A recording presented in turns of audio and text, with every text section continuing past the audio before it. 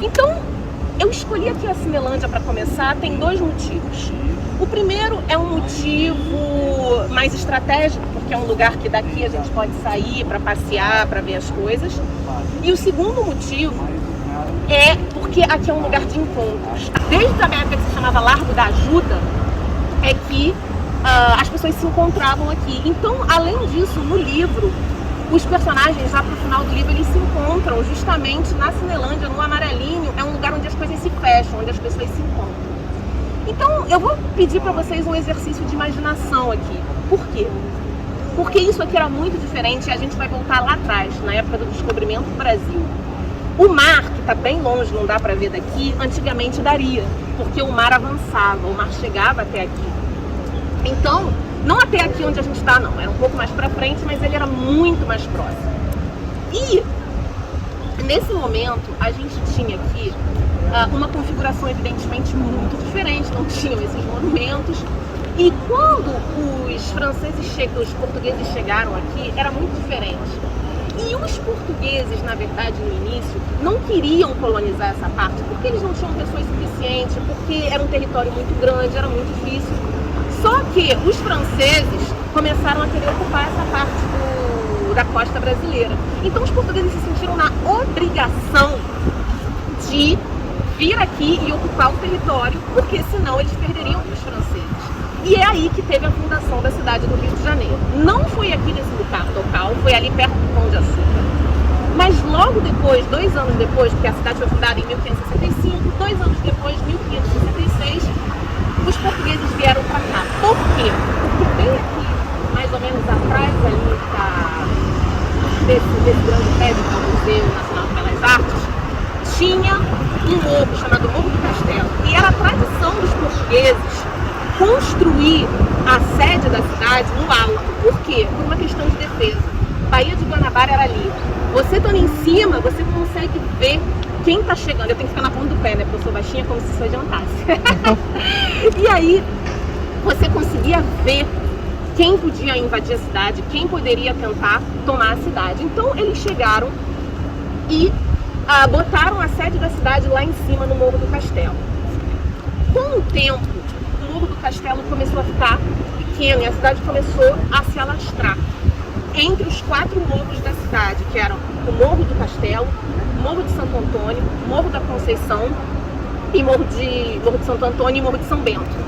Então esses 4 morros, a cidade começou a crescer. E aqui não era longe, vocês podem ver que dali para cá era perto. Então aqui foi feito uma pequena capelinha chamada Capela da Ajuda, e que depois foi desenvolvendo, crescendo, até se tornar o Largo da Ajuda. E logo no início já foi aglomerando pessoas, porque isso aqui era um terreno alagadiço, ninguém queria ficar muito, toda essa região do centro, porque na verdade, gente, a verdade mesmo é que isso aqui era muito difícil de construir. Era tudo alagadiço, era um brejão. Vamos falar a verdade, que o Rio de Janeiro era um brejão. Por isso também que subiram no morro foi para tirar o pé da lama, porque assim saía do brejão. Só que aos poucos a cidade começou a não se importar, eles foram aterrando e foram se instalando, e o governo da Ajuda foi um desses lugares. E conforme foram urbanizando, as pessoas foram se instalando. E aí foi crescendo e se instalou uma pessoa muito simbólica aqui, que era a mãe de um bispo. Alguém aqui já ouviu falar aquela expressão? Ah, vai reclamar com o bispo. E agora, o que eu vou fazer? Vai reclamar com o bispo. Vem daqui. Mas na verdade a expressão é vai reclamar com a mãe do bispo, porque aparentemente ela era uma mulher que tinha um poder muito grande de intervir na vida das pessoas e mediar. Então ela servia até de juiz quando tinha briga de vizinho, essas coisas. E o que acontecia? Ela era uma pessoa que era tão importante nessa comunidade que aqui também começou a se chamar Largo da Mãe do Bispo. A coisa foi evoluindo, o comércio, tudo isso começou a ganhar uma grande dimensão e esse Largo da Ajuda começou a ter importância. Aqui, quando tinha a festa da Folia de Reis, hoje em dia ninguém mais no Brasil celebra tanto que o Dia de Reis é dia 6, mas nessa época aglomerava, trazia pessoas. Tinha aqui um teatro, que não era o Teatro Municipal, era um teatro anterior, a essa época que atraía muita gente. E o que acontecia? Juntava. Começou a crescer. Quando eles foram abrir a Avenida Central, que é essa rua que a gente vai passar já aqui no nosso tour, eles tiveram a ideia de incorporar e aí sim começaram a planejar e construir esses monumentos. Então, o que a gente vê aqui? Quais são os principais monumentos que a gente tem aqui? Eles não foram construídos com a Avenida Central, porque a Avenida Central é do início do século, mas demorou a ser construída. Então, a maioria daqui é entre 1909, 1910, 1912. Então, aqui, indo na ordem, a gente vai ter aqui o nosso Teatro Municipal, uma construção belíssima, que ela é de estilo eclético, que era o que se fazia muito naquela época. O Teatro Municipal foi inspirado na Ópera de Paris e até hoje é um dos símbolos da cidade do Rio de Janeiro. Além do Teatro Municipal, a gente tem logo ali na esquina o Museu Nacional de Belas Artes, símbolo também dessa época, dessa valorização das artes. Aqui é a maior biblioteca do Brasil, Biblioteca Nacional, obras raríssimas. Ela tem um grande peso, é uma das maiores bibliotecas da América Latina. E a Biblioteca Nacional, ela é tão importante, mas tão importante, que ela é referência. Ela, inclusive, na Biblioteca Digital Mundial, ela é um dos principais parceiros que fornece documentos raríssimos. Logo, aqui não dá pra gente ver muito bem porque tem muitas árvores, mas aquele prédio logo ao lado é o Centro Cultural da Justiça Federal. Inclusive, ele é aberto ao público. Eu recomendo fazer uma visita guiada, basta ir no site, marcar horário, vale muito a pena. Ali a gente tem bem no centro um monumento a Floriano Peixoto. Por quê? Essa praça agora não é mais Largo da Mãe do Bispo, não é Cinelândia e não é Largo da Ajuda. Essa praça aqui chama-se Praça Floriano, o nome do segundo presidente da República, e esse monumento é o monumento ao Floriano Peixoto. E tinha bem aqui, entre esses prédios e esse monumento mais para trás, uma grande construção chamada Palácio Monroe, que fizeram ao crime de destruir, inclusive foi muito ajudado por jornal Globo. As pessoas na época tinham essa ideia de destruir e demolir, que foi destruído o Palácio Monroe. Foi um grande crime. Esse palácio, gente, ele era tipo um Lego. Ele foi construído por uma exposição internacional nos Estados Unidos que ganhou prêmio. Foi assim um negócio que foi muito, muito valorizado. Ficou ali. Ele era inclusive o Senado, porque o Rio de Janeiro foi a capital do Brasil. Então esses prédios aqui, não é à toa que eles estavam aqui, era prédio de capital do Brasil. E o Senado era no Palácio Monroe, não existe mais, foi demolido. Desculpa era que aqui passaria o metrô e atrapalhar o trânsito, resultado, não tem nada, é um vazio e não temos mais o Palácio Monroe para contar a história. Depois a gente vai ter ali esses prédios que antigamente eles representavam muito a fase da Cinelândia, onde tinham os cinemas, por isso que é Cinelândia. E aí a gente tinha ali vários cinemas, tinha o Rex, o Odeon, o Pathé, foram todos fechando, hoje em dia só sobrou o Odeon. E aqui, pessoal, na Cinelândia, depois que terminou essa fase da construção desses grandes monumentos no início do século, entrou a fase de ouro da Cinelândia, que foi a fase onde tinha um empresário muito célebre chamado Francisco Serrador. Era um visionário, era um cara que veio pobre da Europa, e ele conseguiu reconstruir a vida dele financeira e transmitir também para as pessoas com projetos magníficos. Um deles foi fazer da Cinelândia uma espécie de Times Square. Por quê? Ele foi aos Estados Unidos e ficou vislumbrado. E ele falou, não, eu quero transformar a Cinelândia em uma coisa parecida. Então ele ficou encantado com o cinematógrafo, que eram os primórdios do cinema, e construiu vários cinemas aqui. Isso aqui era um lugar que de manhã as pessoas trabalhavam e de noite as pessoas vinham para o cinema, vinham passear, você vinha desfilar na Cinelândia, você vinha ver as pessoas e ser vistos. Então nos anos 20 isso aqui pipocava, você ia a um cinema, você ia a um restaurante, você desfilava com carro, quem tinha dinheiro porque carro era muito caro. Então aqui era um lugar de muitos encontros. Aos poucos ela foi perdendo essa força com a evolução do centro da cidade, com a evolução da urbanização, mas a gente ainda tem um dos símbolos que é o amarelinho da Cinelândia. O restaurante aí, que ficou fechado muito tempo, foi comprado agora pelo Belmonte, voltou a abrir há poucos meses, fizeram roda de samba, cerveja de graça, e vamos torcer para que o Amarelinho consiga se manter. E foi no Amarelinho que a Lia, o Rui e o Denis se encontraram no final do livro, porque é um lugar de encontros. Finalizando, o último prédio que a gente tem aqui o Palácio Pedro Ernesto, que é a Câmara Legislativa do Rio de Janeiro, onde tem ali a votação das leis. E é um prédio muito bonito. A gente vê aqui o relógio, toda essa construção que traz um complemento para tudo isso, com a parte legislativa, trazendo também essa parte legal. E isso aqui, gente, a Cinelândia, quem não é do Rio conhece a Cinelândia, porque além de ser um lugar de encontros, de festas, de conversas, de bate-papo, também é um lugar de protestos. Quem nunca ouviu aquela música, se essa palhaçada fosse na Cinelândia, ia sobrar muita gente para pegar na saída? É por isso, porque aqui é lugar de movimentação, de reunião, de protestos.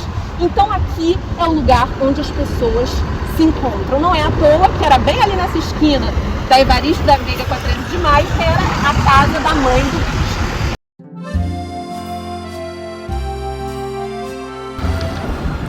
Então, gente, eu parei aqui, propositalmente eu escolhi esse lugar. Aqui nós estamos na antiga Avenida Central. Era a principal avenida do Brasil.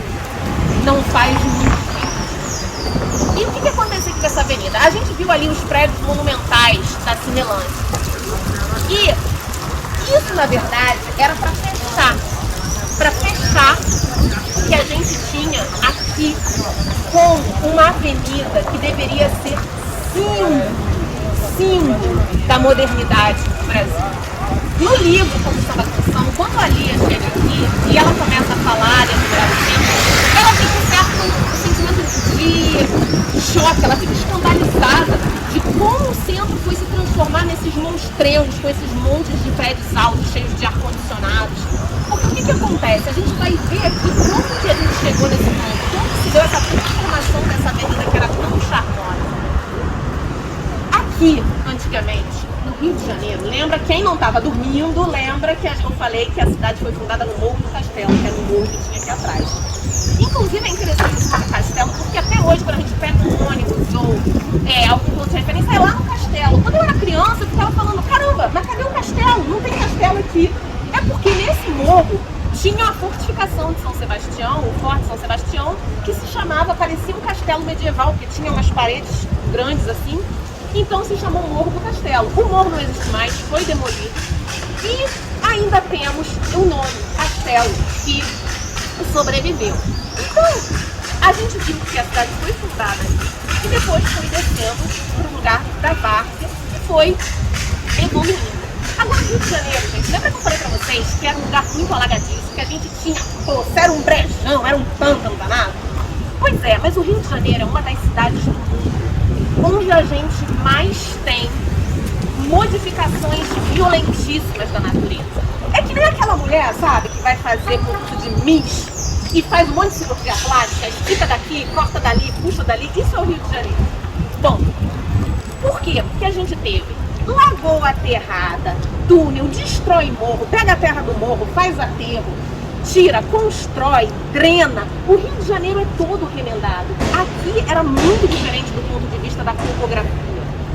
E as ruas, quando elas foram construídas antigamente, eram aquelas ruazinhas estreitas, aquelas ruazinhas sem iluminação, aquelas ruazinhas que cheirava mal. Então, conforme a cidade foi crescendo e a população foi se concentrando, a gente teve problemas de epidemias seríssimas. Quem já não ouviu falar da revolta da vacina? Isso foi uma consequência de projetos de sanitarismo e problemas sociais que levaram a essa condição. Porque o Rio de Janeiro era um lugar infecto. Chegavam os estrangeiros, ficavam escandalizados. Eles chegavam aqui, eles não queriam ficar com medo de pegar doença, e era um medo justificável. Você tinha varíola, você tinha peste bubônica, você tinha febre amarela, você tinha tudo quanto é coisa. Então era necessário fazer um saneamento da cidade. E no início do século XX, com o presidente Rodrigues Alves, houve essa intenção de colocar o Brasil na modernidade. Estava ali o mundo inteiro entrando na era das da modernidade, a era das grandes avenidas, Paris com Haussmann, que fez ali na época de Napoleão III, avenidas gigantescas e aquela iluminação pública, aquele glamour. E o Rio de Janeiro não queria ficar para trás, eles queriam fazer parte disso também. Então o que acontece? Ele contratou um engenheiro chamado Pereira Passos para remodelar a cidade, para colocar o Rio e o Brasil na modernidade. E esse foi o símbolo principal, essa avenida aqui que se chamava Avenida Central. Então, o que acontece? Eles passaram um rolo compressor e destruíram aquele casario e foram inspirados nas obras de Paris. Eles fizeram uma avenida larga. Isso aqui pode não parecer tão largo assim pra gente hoje, mas na época, nós vamos passar daqui a pouco nas ruazinhas ali do Rio da época colonial, a gente vai ver que isso aqui é uma avenida muito maior do que a média, muito maior. Então, eles destruíram tudo para construir essa avenida. E ela liga ali, que depois veio ser a Avenida Beira-Mar, que é ali, ligando na Baía de Guanabara, ligando até a Praça Mauá, que é onde chegam os navios. Quando abriram isso, o povo ficou assustado. Mas todo mundo vai morrer de pneumonia, porque abriu, ligou um trecho de mar com outro trecho de mar. As pessoas vão morrer de pneumonia, não pode. E ficaram dizendo que isso não era normal, que uma rua assim era um exagero, que não existia, que nunca teria carros suficientes para passar por aqui. E isso, né, foi visionário, porque foi realmente necessário. Quando eles abriram isso daqui, depois teve muitas críticas, porque não houve um projeto de pensar nessa população, de pensar como seria, onde ia colocar essas pessoas que enxotaram daqui. Isso foi uma crítica muito séria, que depois essas pessoas, para ficar perto do trabalho, foram fazer ocupações irregulares, colocando aí o início, o prenúncio das favelas. Agora, é verdade que precisava fazer esse saneamento. É verdade que essa área aqui não seria o que ela é hoje se não tivesse sido feito isso. Embora, é claro, não justifique que não tenha tido um projeto social para acomodar essas pessoas. Um erro não justifica o outro. Então, pessoal, o que é mais importante a gente pensar? Não é uma avenida que abriram, era um Brasil que se estava construindo. O que queria fazer aqui era transformar o Rio de Janeiro em um lugar de modernidade. Era transformar em um símbolo. Não queriam que o Rio de Janeiro, e por consequência o Brasil, porque o Rio de Janeiro era a capital do Brasil, fosse associado à pobreza, à sujeira, aquela coisa desmazelada, aquela coisa arcaica. Não, o Rio de Janeiro tinha que ser uma vitrine do Brasil para o mundo. Um Brasil que estava se modernizando, um Brasil que estava crescendo, um Brasil grande. E a Avenida Central tinha que ser essa vitrine. Então, não foi apenas uma avenida que se estava abrindo, era um Brasil que se estava construindo, era um conceito, era uma ideia de trazer o Brasil para o que era de novo, para o que era de moderno. Então, quando construíram essa avenida, não foi apenas uma questão de traço urbano. Eles queriam que todas as casas fossem lindas e maravilhosas. Então houve um concurso de fachadas. Só podia construir aqui quem fosse aprovado, quem passasse no concurso. Então a avenida toda, ela era com prédios maravilhosos. Então era uma questão de civilização, porque o que tinha antes não era civilizado, o que tinha antes era podre, era pobre, não servia. O que servia era a Avenida Central, e não eram só prédios. Todo o mobiliário urbano que eles trouxeram eram bancos. Aqui a gente tinha aquelas luminárias antigamente que eram muito, muito bonitas para ornar. Tinha aqui no meio, esse canteiro central, que hoje vocês estão vendo, ele tinha sido destruído e agora eles refizeram com o VLT. Tinham aqui Pau Brasil, a árvore era Pau Brasil, porque justamente queria trazer o símbolo do Brasil. O Pau Brasil não sobreviveu, hoje em dia não tem mais nada, mas isso era um símbolo. Gente, aqui na Avenida Central era um desfile. Não podia entrar na Avenida Central quem não estava bem vestido. Você tinha que estar com traje de gala para andar aqui. Senão você não podia entrar. Os maiores jornais do Brasil eram aqui. Então o que acontecia? As notícias, quem mandava, quem tinha poder, quem tinha decisão era aqui.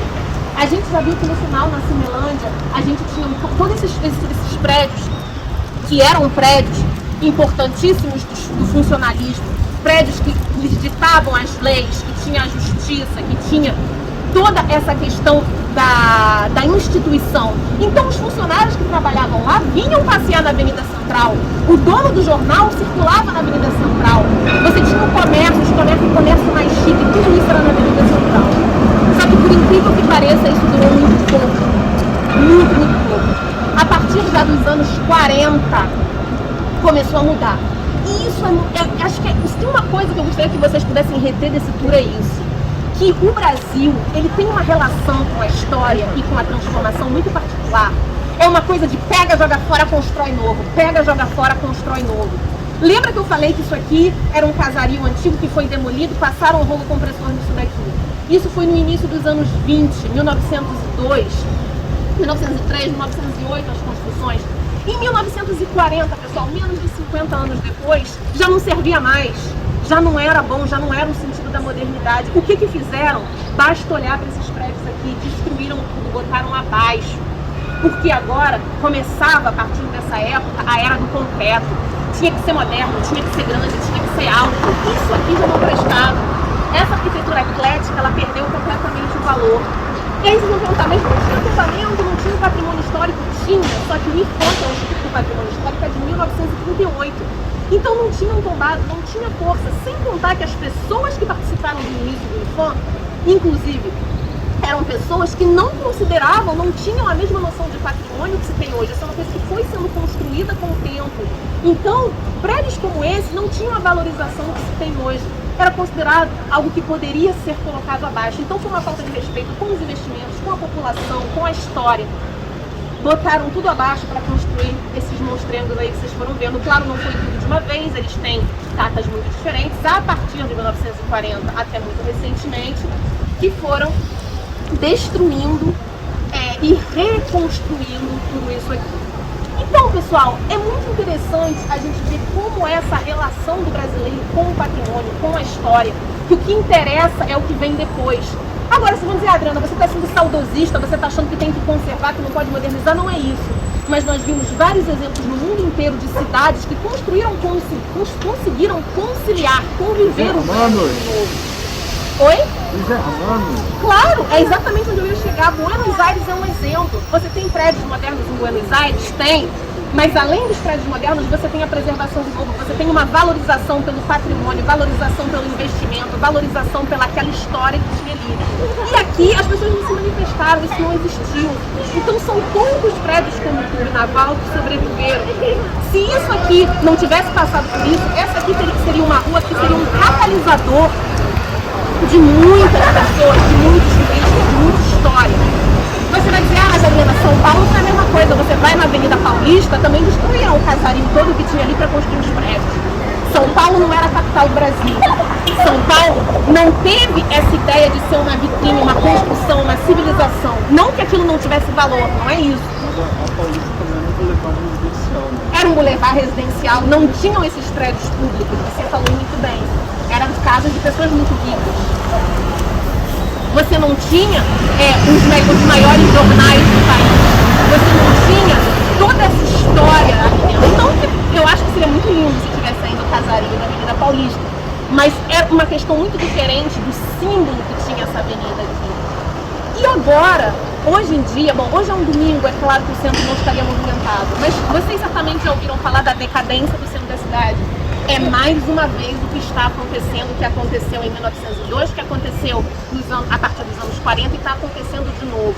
Esse centro da cidade está sendo abandonado porque você está tendo, só que agora é diferente, o lugar perdeu o valor, você está tendo um deslocamento do centro da cidade para outras áreas da cidade, aliás, não apenas da cidade como do país, porque a gente tem também outras cidades que estão atraindo os investimentos. O Rio de Janeiro, desde os anos 60, não é mais a capital. É claro que se esvaziou a cidade, é claro que você perdeu os prédios públicos, mas isso não foi suficiente. Além disso, a má administração do Rio de Janeiro, que fez sair todos os investimentos, fez com que houvesse um problema de deteriorização de tudo isso. E hoje em dia, muitos desses prédios que vocês estão vendo estão parcialmente vazios, porque as pessoas saíram daqui. Com a pandemia ficou pior ainda. Por quê? Porque as pessoas começaram a trabalhar em casa, o home office.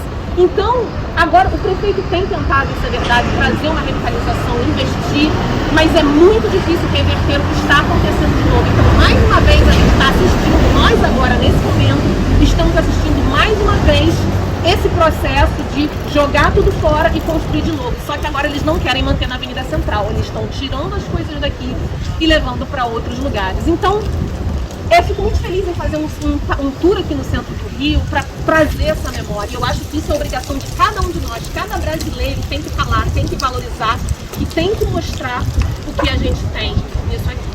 Então, dessa parte, é isso aí, pessoal.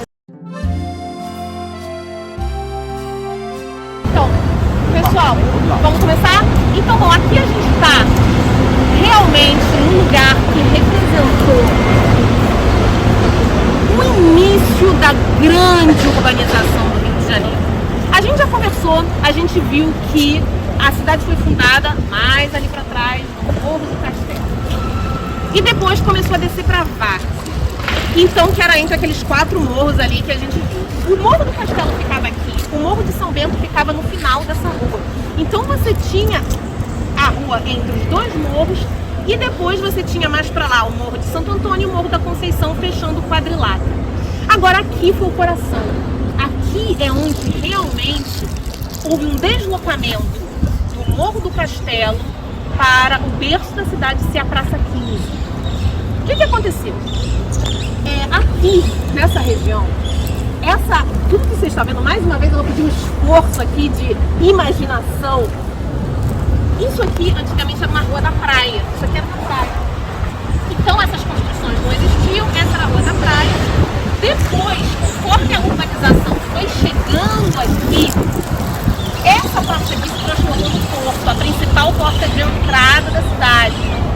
Era a Praça 15, onde chegavam os navios. Então, conforme isso daqui foi crescendo, foram aparecendo as construções. A gente teve ali primeiro uma capelinha, que era a Capelinha do Carmo, que depois apareceu o Convento do Carmo, que hoje em dia está bem descaracterizado, mas ainda existe. É esse prédio aí branco com essas janelas verdes, que era o Convento do Carmo. E ali, mais à direita, tem a Igreja do Carmo, que também passou por diversas modificações que a gente vai ver. E ali tinha, perto do mar, um chafariz muito mequetrefezinho, que era para os navios se abastecerem, para as pessoas terem água. Conforme a cidade foi crescendo, o Rio de Janeiro, que não era a capital foi em Salvador, o Rio de Janeiro passou a ser a capital. Todo mundo já aprendeu isso na escola, se já esqueceu, vamos dar uma lembradinha. Rio de Janeiro se tornou a capital do Brasil, né? E aí, por quê? Porque tiravam lá o minério de Minas Gerais e escoavam por aqui. Então aqui começou a ser a capital do vice-rei. O vice-rei veio para cá. Então a casa do governador, que era aqui, passou a ser a casa do vice-rei. Aí não era mais a casa do governador, era a casa do vice-rei. A coisa começou a ficar importante. Então as construções começaram a subir mais importantes. Primeira coisa que fizeram, esse chafariz que agora está ali, é um chafariz histórico tombado do Mestre Valentim. Uma obra que marcou porque eles precisaram melhorar o mobiliário da cidade, porque afinal aqui era a casa do vice-rei. E aí construíram um chafariz belíssimo. E aqui, gente, o negócio de chafariz é que na época não tinha WhatsApp. Então o pessoal chegava e onde sabiam, tinham informação, onde as lavadeiras vinham pegar água, onde as pessoas vinham se abastecer, era tudo ali. Então quem queria saber o que estava acontecendo, quem queria saber o que estava rolando, não mandava um WhatsApp, mas vinha aqui para saber no chafariz, que era onde tinha o centro que fervia da cidade. Além disso, casas começaram a aparecer. Um símbolo que a gente tem até hoje era a casa dos Teles de Menezes, que ali, ó, o VLT está passando bem ali em frente. Quando ele parar de passar, vai dar para vocês verem o arco, que é o Arco do Teles. Por quê? Porque era a casa dos Teles de Menezes. Então, esse Teles de Menezes era um comerciante, ele construiu essa casa para alugar para as pessoas que tinham mais dinheiro, que queriam ficar aqui no centro, onde tinha um burburinho. Imagina, você morar ali de frente para a casa do vice-rei. Perfeito, né?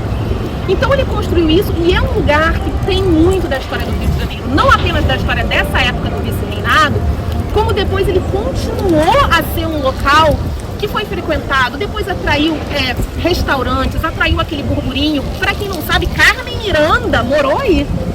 Então é um lugar, não por muito tempo, mas a mãe dela tinha uma casa ali, Então é um lugar que fala muito da história do Rio. Durante muito tempo, agora está um pouco menos depois da pandemia, mas era um lugar de restaurante, o pessoal chegava aqui sexta-noite, não tinha lugar para sentar. E aí, esse local aqui, no livro como Samba Canção, ele é muito emblemático porque no livro Como Samba Canção, não sei quem se lembra aí, eles foram acompanhar a procissão de São Sebastião. Na procissão de São Sebastião, ela sai de onde? Da igreja de São Sebastião na Tijuca para a catedral. E a catedral, nessa época, era essa igreja do Carmo. Então, eles passaram por aqui e foi ali no Arco do Teles que foi para se, relaxar e escapar do calor, e a Emília foi tomar uma cerveja. Então, realmente era o lugar do shopping, era o lugar da cerveja. Então, essa região aqui, ela é incontornável para quem quer saber onde está a alma do início do Rio de Janeiro. Então, depois, em 1808, com a chegada da família real, o que já estava se tornando um centro muito importante da América Latina, se tornou a capital do Império Português no mundo. Porque Dom João veio para cá, com toda a corte. Agora, gente, é uma coisa assim, vocês têm que imaginar que a população do Rio de Janeiro era de 60 mil pessoas. Quando a família real chegou, 10 mil pessoas, da noite para o dia, desembarcaram nisso daqui. Então você teve coisas que as pessoas nunca tinham visto. A cidade, pegaram a cidade e sacudiram, viraram de cabeça para baixo. Desembarcou gente com novos hábitos, com novas roupas, com novas exigências. Então a cidade da noite para o dia teve que se desenvolver. E aí, onde é que ia morar essa gente toda? Nas melhores casas. Qual era a melhor casa? A casa do vice-rei, que foi, evidentemente, servir a família real, se transformando no Paço Real, que era aqui. A Dona Maria, porque nessa época o Dom João não era o rei ainda, ele era o regente, porque a Dona Maria ainda era viva, mas como ela era uma pessoa que não tinha condições mentais de assumir o trono, era Dom João que era o príncipe regente. Colocaram a Dona Maria onde? No convento do Carmo. Tinha uma passarela que ligava, que foi mandada no entre o convento e o Papa. E além disso, na época também, não existia 7 de setembro, essa rua que separa a igreja do convento. Era uma coisa só. Era tudo junto. Então, quando Dom João chegou, a primeira coisa que ele fez, tornar a igreja mais próxima à igreja principal, a matriz, a Sé. Então, essa igreja foi a catedral do Rio de Janeiro, a partir da chegada da família real aqui. Então é um símbolo muito forte e foi sendo até 1976, e por isso que o livro se passa nos anos 60, é por isso que é aqui que vem a procissão de São Sebastião, é por isso que a Lia foi só mais tarde, mas a Emília e o Rui vêm passear por aqui, porque era aqui que fervilhava. Então, gente, quando Dom João chegou, é claro que ele quis transformar isso aqui num lugar com muito mais cultura, com muito mais urbanismo, muito mais próximo do que a gente tinha em Portugal. Então a cidade passou por uma transformação de cultura, de urbanismo, de construções, de todas as coisas que queriam que se aproximasse de Portugal, trazer para cá, com cientistas, com literatos, com tudo isso. Então isso aqui começou a fervilhar. Essa rua aqui hoje em dia se chama Rua 1º de Março. Mas essa rua aqui se chamava Rua Direita. Todo mundo que já fez algum tour na sua vida já ouviu falar de uma Rua Direita em uma cidade portuguesa. Era tradição chamar a principal rua Rua Direita. Bom, eu vou contar aqui uma história de por que a Rua Direita. Esse negócio de história de guia, que nem aquela história do Largo da Mãe do Bispo, né? Os guias adoram contar uma historinha, uma anedota, que nem sempre a gente sabe exatamente se é verdade, mas acreditem na história do guia porque torna o passeio mais legal. Então, essas historinhas que a gente conta, mesmo que elas nem sempre tenham uma fundamentação totalmente comprovada, são historinhas que enriquecem e que fazem a gente trabalhar a memória e lembrar das coisas. Então, Rua Direita tem várias explicações do porquê se chama Rua Direita. Uma delas é porque era uma rua que era direta. Na realidade, elas sempre eram ruas mais sinuosas, mais tortinhas, mas era uma rua principal que chamava Rua Direta, que ligava, no caso, ao Morro do Castelo, ao Morro de São Bento. Era o principal via da cidade, Rua Direta. Outros dizem que é porque a catedral, a igreja principal, ficava sempre à direita. Então era Rua Direita, que era sempre com a catedral à direita. Então, essa aqui ficou sendo Rua Direita durante muito tempo. E ela passou a ser a Rua 1º de Março a partir da Guerra do Paraguai, que aí em 1º de março teve a batalha muito importante, e aí resolveram, isso não era na República, perdão, era ainda no Império, evidentemente, Guerra do Paraguai, então foi ainda na época do Império que eles transformaram de Rua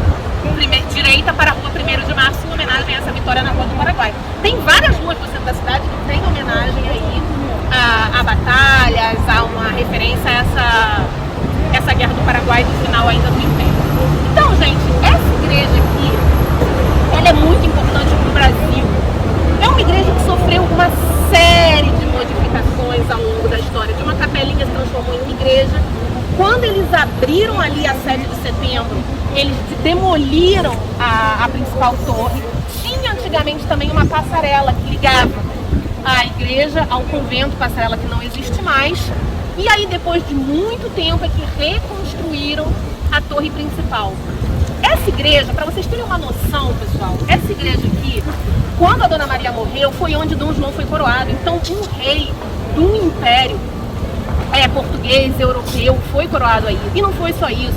Dom Pedro I foi coroado aí, Dom Pedro II foi coroado aí, Princesa Isabel casou com o Conde d'Eu nessa igreja. É uma igreja com interior rococó, belíssima. E uma coisa muito curiosa, gente, vocês vão ver lá, os restos de Pedro Álvares Cabral estão aí. Mas se vocês forem lá em Portugal, vocês vão ver que os restos de Pedro Álvares Cabral também estão lá. Como é que é isso? É uma história muito doida. Dom Pedro I, Pedro Álvares Cabral, Dom Pedro I, Pedro Álvares Cabral, ele morreu em Portugal e logo depois pediram para transferir para a cidade onde ele nasceu. E aí, quando foram fazer a exumação lá do corpo, viram que estava tudo misturado. Tinha filho, tinha mulher, ossos até de um carneiro misturado pelo meio. E depois, na época, ninguém sabia quem era quem, porque não tinha uma tecnologia suficiente para ver.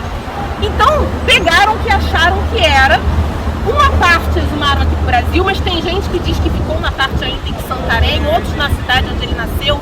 Enfim, eu nunca vi balaio de gato pior do que os restos mortais de Pedro Álvares Cabral. Mas como é um símbolo que conta, vocês vão ver aí na igreja, a gente vai dar um tempinho pra gente entrar, ali a gente tem os restos mortais de Pedro Álvares Cabral. Então uma igreja importantíssima, é uma das igrejas mais caras e mais difíceis de se casar, porque toda a elite do Rio de Janeiro quer se casar na igreja dos Carros. Então tem que fazer fila para casar nessa igreja, é super difícil. Então, igreja belíssima, patrimônio, foi restaurada recentemente, há uma valorização e não deve ser esquecido. E, além disso, claro, o prédio principal é o Paço Imperial. Gente, o Paço Imperial era o despacho do rei, era onde morava e onde ficava, onde tinham as principais decisões políticas. O dia do fico foi em uma dessas janelas que Dom Pedro I falou que ficaria. Assinaram a Lei Áurea aí dentro. Quando teve a Lei Áurea, onde é que o povo veio festejar? Aqui. Isso, a praça ficou lotada, não tinha mais lugar para ninguém. Isso aqui passou a se chamar Paço Real com a chegada do rei. Antigamente era Largo do Carmo, porque a gente tinha a Igreja do Carmo. E aí a gente tinha aqui o Paço Imperial, que foi durante todo o Império e todo o reinado, o prédio principal de despacho. Então você tem uma história muito grande nesse lugar. E o pior, com a República houve um esvaziamento. Essa praça aqui hoje em dia não se chama mais Largo do Carmo, não se chama mais Paço Real, não se chama mais Paço Imperial, se chama Praça 15.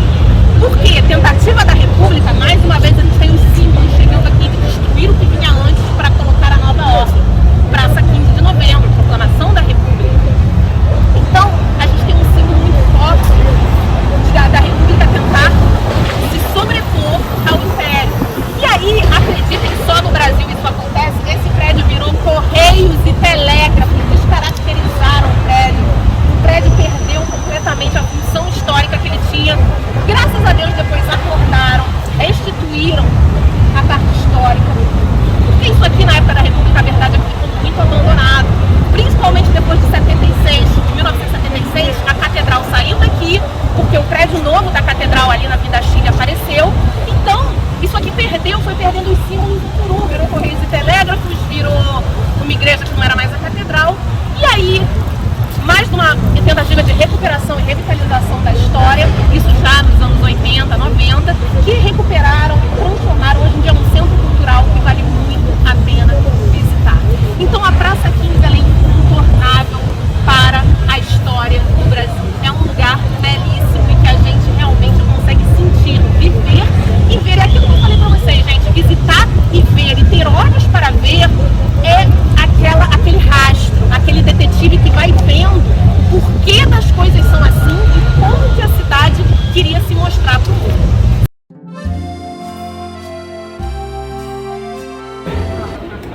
Então, gente, vamos lá. Aqui, então, a gente está em frente à igreja da Nossa Senhora da Lapa dos Mercadores. Essa aqui, na verdade, a gente tem passado por aqui, a gente passou ali pelo Arco do Teles e a gente está vendo todo esse casario antigo que tem aqui. Essa igreja é uma igreja, ela é bem antiga e como a grande maioria das igrejas, a gente vai ter primeiro uma capelinha, depois vai aumentando. O que acontece? Nessa igreja, primeiro, foram os mercadores que tinham construído uma pequena capelinha. Depois, eles se associaram em uma irmandade e conseguiram construir uma igreja muito maior. E aqui que eu vou aproveitar o tour para falar para vocês a importância da irmandade. As confrarias, as irmandades, eram uma das forças mais importantes que a gente tinha no Rio de Janeiro do período imperial. Por quê? As pessoas se associavam e a partir dali elas conseguiam coletar dinheiro para fazer obras e tinha uma relação de assistencialismo. As pessoas que faziam parte da mesma confraria se apoiavam e só conseguiam fazer obras grandes como essa igreja por causa disso. Essa é uma igreja que ela demorou muito tempo para ser construída, mas que ela foi tendo elementos muito particulares. Quem tiver a ocasião de um dia entrar, hoje ela está interditada pela Defesa Civil, esperemos que em muito breve a gente possa visitar. É uma igreja que tem um interior muito rico, é uma igreja com muitas cores, bem ao gosto dos comerciantes da época, com um estuque de madeira, pinturas com cores muito vivas. Ela é muito característica, é uma joia. E ela tem ali o relógio, na frente ela tem até elementos mais clássicos, onde você tem ali o triângulo, onde você tem assim um elemento que ele não é exatamente o mesmo do interior, que é mais antigo. Então, uma coisa muito pitoresca, muito interessante, uma história que traz uma anedota que enriquece a história dessa igreja, é que na época da Revolta da Armada, teve uma tensão muito grande. A República tinha acabado de ser proclamada, então a questão do estabelecimento do poder era muito tenso. E na Revolta da Armada, nós tivemos, inclusive, a detonação de uma bala de canhão na cidade e que derrubou uma das estátuas da torre da igreja. E era a estátua que simbolizava o catolicismo. E ela caiu lá de cima, despencou com a bala do canhão e a estátua quase não sofreu nada. Na época, assumiram isso como um milagre e pegaram essa estátua, colocaram, hoje em dia não dá para visitar, mas quando for aberto de novo, vale a pena porque está lá conservada a estátua e a bala do canhão até hoje e depois reconstruíram e colocaram, mas ficou ali a anedota. E essa igreja é uma igreja que simboliza muito esse centro antigo. A gente pode ver pela arquitetura das casas, essas casas estreitas, essas ruas, e era aquilo que fervilhava essa vida do centro do Rio de Janeiro imperial. Nós estamos aqui na Rua do Ouvidor. Dizem que é a rua mais carioca do Rio e é verdade. Bom, vocês lembram que a gente falou ali da Avenida Central, hoje é a Avenida Rio Branco. Aliás, eu não falei quando a gente esteve na Rio Branco, o nome Avenida Rio Branco foi um nome por causa do Barão do Rio Branco, que ele foi responsável muito por definir as fronteiras do Brasil. Então, foi uma pessoa que diplomaticamente teve muito peso, então mudaram de Avenida Central para Avenida Rio Branco. Eu prefiro a Avenida Central, mas é verdade que o Barão do Rio Branco teve um peso muito grande. Essa aqui é a Rua do Ouvidor. E a gente diz que ela é a rua mais carioca porque ela teve também uma importância muito grande. Antes da Avenida Central, essa era a rua principal. Essa era a rua mais importante. Era uma rua, lembra que eu falei para vocês que a cidade saiu do Morro do Castelo e desceu para Várzea? Mas por que isso aconteceu? Porque o Rio de Janeiro, quando foi fundado, tinha uma preocupação militar de defender do ataque dos franceses e dos ataques estrangeiros. Só que conforme o tempo foi passando, a cidade deixou de ter essa preocupação militar e passou a ser uma cidade portuária. O porto do Rio de Janeiro passou a ser um centro, que era onde escoava os minérios que vinham de Minas Gerais, onde chegavam os escravos, onde chegava o que vinha de fora. Então o Rio de Janeiro passou a ser uma cidade de porto. O porto era o mais importante.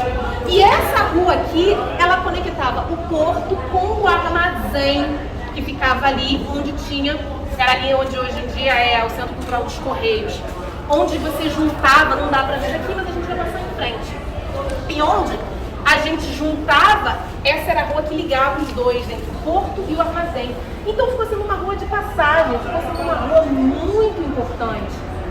E aí, Essa rua foi se desenvolvendo. Aqui, por que ela chama Rua do Ouvidor? Porque justamente o ouvidor maior da cidade morava aqui. Então, lá na Rua do Ouvidor, a Rua do Ouvidor virou Rua do Ouvidor, nome oficial. E aqui, pessoal, é uma rua que pode parecer curta e estreita, mas pra época ela era muito larga. E era onde acontecia tudo. Quando a gente lê aqueles romances de Machado de Assis, a gente vai ser transportado para essa parte da cidade. Quando ali no livro, a Lia e o Rui foram passear pela cidade, eles passavam por aqui, porque esse aqui é um centro antigo. E a Lia até falava, eu conhecia mais a parte da Rio Branco, do Largo da Carioca. Ela não vinha para cá. E isso aqui traz um rio antigo que ficou, que permaneceu. Porque aquele rolo compressor que destruiu tudo ali na Rua da Carioca, para fazer a Avenida Central, ali na Rio Branco, não chegou aqui. O que no fundo, no início foi ruim para essa rua, porque ela perdeu o prestígio, mas por outro, permitiu que se preservasse. Hoje em dia é uma rua muito mais interessante do ponto de vista de guardar a arquitetura do que a própria Avenida Central. Lembra que eu falei que na Avenida Central tinha os principais jornais? Antes, os principais jornais ficavam aqui. As decisões políticas eram tomadas aqui. Os franceses tinham comércio aqui. Eles traziam, então, que você ia comprar um chapéu novo, uma roupa nova, uma bengala nova, uma luva nova. Era nas lojas da Rua do Ouvidor que você comprava isso. Era aqui que vinha a moda de Paris, era aqui que vinham as novidades. É aqui que você sabia o que estava na moda no resto do mundo. Eram aqui que as decisões políticas eram tomadas. As pessoas nos cafés, não só aqui na Rua do Ouvidor, como em torno, por exemplo, ali a Confeitaria Colombo, que sentavam os intelectuais. A ABL foi fundada num desses cafés a partir das conversas das reuniões dos intelectuais, dos políticos. Então, se você queria saber o que estava acontecendo no lugar, era a Rua do Ouvidor. Hoje em dia, é uma rua que está nesse esquema de preservação e revitalização do centro. Isso aqui numa sexta-feira, aqui esse centro é tomado por mesinhas, onde as pessoas vêm tomar chopp, tem a batatinha do Ouvidor, a toca do Baiacu, as pessoas vêm tomar cerveja, vêm conversar. Ali ainda tem, se vocês olharem ali, tem um pessoal que ainda está ali, mesmo no domingo, tomando um chopp, porque é isso. Só que aquelas mesinhas que vocês estão vendo ali, elas tomam toda a rua durante a semana. E aqui a gente tem a livraria e edições Folha Seca, do meu querido amigo Ferrari. Bom, pessoal, essa é a nossa última parada do tour. A gente vai ficar aqui em frente à Igreja da Candelária. A Igreja da Candelária é uma das maiores igrejas do Brasil. E quando a gente vê a Candelária, não importa como a gente chegue no Rio de Janeiro, menos pela rodoviária não dá pra ver, mas se a gente chegar de avião ali no Santos Dumont, quando tá pousando, a gente consegue ver. Quando a gente chega de barco, de navio, também é possível ver a Candelária. E ela é virada para a Baía de Guanabara, como a grande maioria das igrejas que terminaram a construção nessa época era um hábito de colocar virado para o lugar onde a gente chega, no caso a Baía de Guanabara. Vamos lá, a Igreja da Candelária, ela é uma igreja que ela é muito especial do ponto de vista da arquitetura. Por quê? Porque ela vai ter uma construção que ela demorou muito, ela começou muito antes e terminou muito depois. Então a gente foi misturando as modas conforme o tempo foi passando da Igreja da Candelária. Primeiro de tudo, eu queria situar, olha a igreja e olha o espaço que a gente tem aqui entre a igreja e nós. Isso hoje para vocês pode parecer uma coisa normal, porque a gente já foi nos monumentos que a gente visita, né? É muito comum, vai lá, a igreja de São Pedro em Roma, sempre tem um espaço grande na frente. Você vai visitar aqueles castelos, aqueles monumentos, seja onde você for, um forte, você sempre vai ter esse espaço grande. Isso parece lógico, porque você consegue ver o monumento. Mas isso não foi sempre assim. A Igreja da Candelária, até os anos 40, ela era cercada por um casario. Tudo isso onde a gente está mais pra frente, de um lado, do outro. Ela era toda cercada por um casario. E abafava a igreja, a gente nem conseguia ver a igreja direito. Mas nos anos 40, com a abertura da Presidente Vargas, que fica atrás da igreja, que depois a gente pode passar para dar uma olhada, o que eles fizeram? Eles demoliram todo esse entorno de casas. Por quê? Porque eles queriam construir um novo moderno. Lembra que a gente está falando isso desde o começo? Eu estou insistindo nessa tecla, e derruba e faz outro, derruba e faz outro. Aqui foi a mesma coisa, só que aí já foi depois do Pereira Passos, ali já foi em 1940, que eles queriam construir a Avenida Presidente Vargas e desmontar tudo isso que estava em torno E, mais do que isso, eles demoliram muita coisa que tinha ali. Inclusive coisas tombadas. A gente tinha igrejas que eram tombadas e inventaram destombamento. Então você tinha prédios que inventaram porque queriam fazer essa avenida, então tiraram, demoliram tudo isso. Então, a igreja de São Pedro dos Clérigos, Bom Jesus do Calvário, tudo foi destombado para destruir. E por que a Candelária ficou? A Candelária ficou porque ela entrava nesse projeto. Por ser tão monumental assim, ela ficou como o final, a apoteose da Presidente Vargas. Acabou a Presidente Vargas com o que você tem antes de chegar na Baía de Guanabara, uma grande construção que completa, termina essa grande avenida com uma grande construção como essa. Então eles inseriram a Candelária nesse novo Brasil que se queria construir da Presidente Vargas. Então, o que a gente vai tendo aí? A gente vai ter uma igreja que completa essa grande... Aí, como eu ia dizendo, ela tem vários estilos que convivem. Para contar a história da igreja para vocês, mais uma vez aquela historinha de guia, ninguém sabe muito bem até que ponto isso é totalmente verificável, mas acreditem no guia porque a história do guia é melhor. O que acontece? Dizem que tinha um casal de portugueses que estava no navio e houve uma grande tempestade e nessa tempestade eles quase tiveram um naufrágio e iam morrer, e eles juraram, fizeram uma promessa, Nossa Senhora da Candelária, que no primeiro porto que eles conseguissem chegar, eles construiriam a igreja. E aí, esse porto foi o Rio de Janeiro, e eles construíram uma capelinha, que foi a origem dessa igreja. Depois, essa igreja foi sendo aumentada pouco a pouco. Mais uma vez, a gente tem aí de novo, porque as irmandades, aí você teve as irmandades que entraram, colocaram dinheiro e foram fazendo um tempo cada vez maior. Só que a igreja teve aumento, teve reforma no século XVII, no século XVIII, inclusive no século XIX. Então a gente tem ali por fora, o principal estilo é o neoclássico, mas por dentro você tem uma convivência de diversos estilos. Desde o barroco, o rococó, você vai ter vários estilos se misturando. E ali a gente pode ver que tem dois relógios. Um marca a hora e o outro ele vai marcar os dias da semana, os meses e as fases da lua. Vocês conseguem ver ali que tem, é bem pequenininho, mas tem uma parte mais pequena e outra parte mais clarinha. São as fases da lua que a gente tem ali naquele relógio. Chegando mais perto dá pra ver um pouco melhor. E tem essa cúpula gigantesca, gente, na época que construíram essa cúpula, não tinha condição, não tinha tecnologia de engenharia para fazer essa cúpula. E aí eles tiveram que fazer com um conjunto de engenheiros, foi um desafio arquitetônico muito grande para fazer a cúpula. Foi assim um desafio enorme e conseguiram. E quando construíram, era a maior construção do Rio de Janeiro, com 62 metros. De onde vocês estavam no Rio, você conseguia ver essa cúpula. É uma mistura de estilos, mas que apesar da mistura, deu certo, ficou harmônico, ficou bonito. E porque foi feito com muito gosto, com muita capacidade de adaptação. Inclusive, essas portas de bronze, elas vêm já de uma época muito recente, onde a gente tem o complemento, a finalização de uma igreja que levou mais de 300 anos para ser construída. E quando a gente fala obra de igreja, tá aí um grande exemplo. E além disso, é um lugar muito legal para se fechar, porque é o Rio Antigo e o Novo. Aqui a gente tem o porto, e aqui, toda essa zona aqui, ela foi reconstruída durante as Olimpíadas. A gente tem ali um monumento que teve para as Olimpíadas do Rio de Janeiro. E a gente tem, ainda hoje, esse resquício dessa renovação e do rio que olha para o mar, com o Boulevard Olímpico que seguiu aqui. E a gente tem todo esse entorno histórico muito conservado, com a Casa França Brasil, que era a antiga alfândega, hoje Centro Cultural, e o Centro Cultural Banco do Brasil, que também sobreviveu. Então, na história Comissão da Canção, a gente teve aqui uma reunião das pessoas, dos fiéis que vieram para assistir o discurso do arcebispo.